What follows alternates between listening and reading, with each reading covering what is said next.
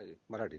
मी नमस्कार, मी मंदार श्रीपाद भट नाव घ्या देवा तुमचं. शपथ मी मंदार श्रीपाद भट देवा शपथ सांगतो की मी सत्य बोलेन, सत्य तेच बोलेन आणि सत्याशिवाय अन्य काहीही बोलणार नाही.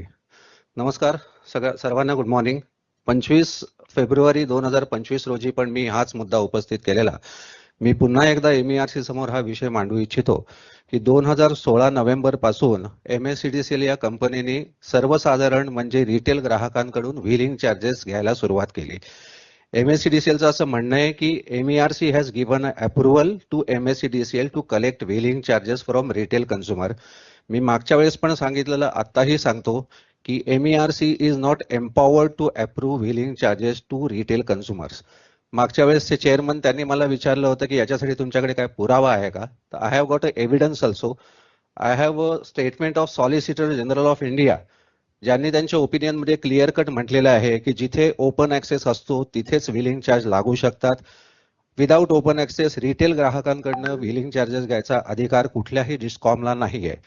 भारतासाठी सर्वांसाठी इलेक्ट्रिसिटी ऍक्ट एकच आहे. महाराष्ट्र सोडून महाराष्ट्राच्या बाहेर कुठल्याही स्टेटमध्ये घरगुती ग्राहकांकडनं व्हीलिंग चार्जेस कलेक्ट केले जात नाही.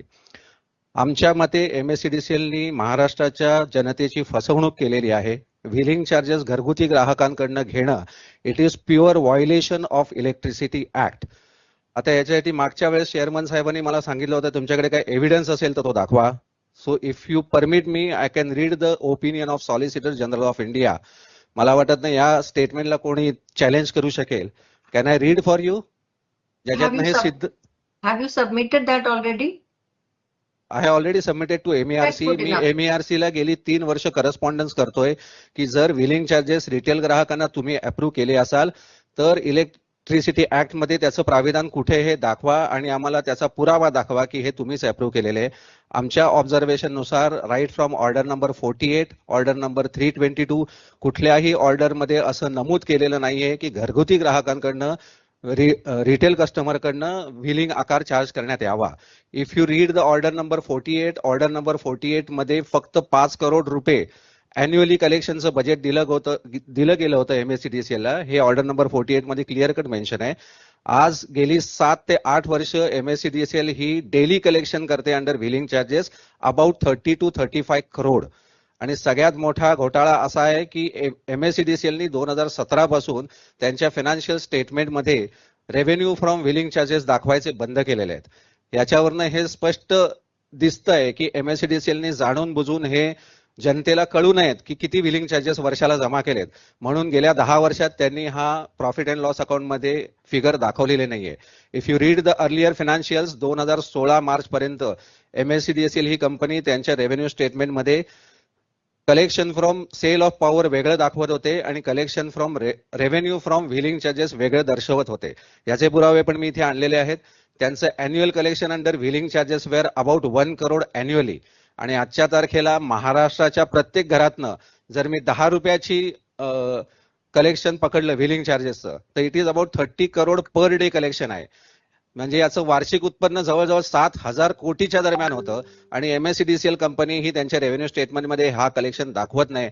It is a pure violation of electricity act. It is a loot of people of Maharashtra who are a retail consumers of Maharashtra. आणि महाराष्ट्राच्या बाहेर व्हीलिंग चार्जेस घरगुती ग्राहकांकडनं कुठलंही स्टेट कलेक्ट करत नाहीये. Because electricity act says that any state commission can determine the tariff but it should be in accordance with the electricity act. आणि basically electricity act मध्ये असं कुठलंही प्राविधान नाहीये जे हे प्रूव्ह करतं की व्हीलिंग चार्जेस हे घरगुती ग्राहकांकडनं घेतले जाऊ शकतात. एवढंच माझं सबमिशन आहे. आणि दुसरं मला हेच सांगायचं की सेम ऑब्जेक्शन मी मागच्या वेळेस घेतलं होतं, पण जेव्हा या टेरिफची ऑर्डर अप्रूव्ह झाली तेव्हा त्यांनी ती मिसइंटरप्रेट केलेली आहे. म्हणजे 217 बद्दल आता आपण बोलत आहोत. तर ऑर्डर नंबर 217 मध्ये मी सेम सबमिशन मागच्या वर्षी करून सुद्धा त्यांनी इंटरप्रिटेशन त्याचं कसं चुकीचं केलंय मी ते तुम्हाला दाखवतो. त्यांनी असं म्हटलेलं आहे की mister Mandar Bhat and other objected that increase in wheeling charges from ₹1.17 per unit to a range of ₹1.47 to ₹1.71 per unit without specifying the current charge for different voltage levels. he requested for removal of unfair billing charges and restoration of voltage-wise tariffs. However, highlighted that there is no specific legal framework or act to support the same. हे interpretation चुकीचं केलेलं आहे. मी इथे स्पष्ट सांगितलेलं आहे की MERC कडे पण ही पॉवर नाहीये की घरगुती ग्राहकांना त्यांनी बिलिंग चार्जेस अप्रूव्ह करू शकतात. You can read the electricity act. MERC can determine the tariff but it should be in accordance with electricity act. आणि इलेक्ट्रिसिटी ऍक्ट मध्ये रिटेल ग्राहकाला वहन चार्जेस लावायचा कुठलंही प्रोव्हिजन नाहीये. याचा काळजीपूर्वक अभ्यास करावा आणि याच्यावर निर्णय द्यावा. आय डिमांड की पूर्ण महाराष्ट्रातनं व्हिलिंग चार्जेस हे अबॉलिश झाले पाहिजेत आणि गेल्या 8 वर्षात जे इलिगल व्हिलिंग चार्जेस कलेक्ट केले गेले आहेत ते MSEDCL नी प्रत्येक ग्राहकाला परत केले पाहिजेत. Thank you very much. थँक्यू.